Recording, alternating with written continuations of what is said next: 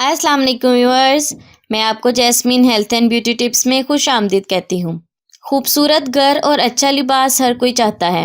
हर किसी की ही ख्वाहिश होती है कि उसके पास बहुत बड़ा घर हो। हर कोई अमीर होना चाहता है। आज की वीडियो भी इसी टॉपिक से रिलेटेड है।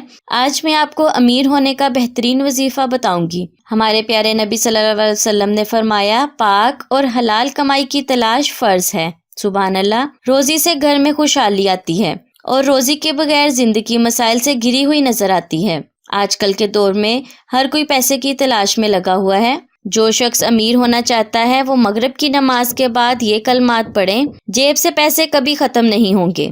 जो शख्स रोज़ाना मगरिब के बाद किबला की तरफ चेहरा करके 41 बार या हफीज़ु या रकीबु या मुजीबु या अल्लाहु पढ़ेगा, उसके रिस्क में इजाफा होगा और अल्लाह पाक गैब की रोज़ी के असबाब पैदा फरमाएगा। याद रखें, जो शख्स अमीर होना चाहता है, जो चाहता है कि उसकी जेब से कभी पैसा ख़त्म ना हो, वो मगरिब की नमाज के बाद रोज़ाना ये कलमात पढ़ें 41 बार।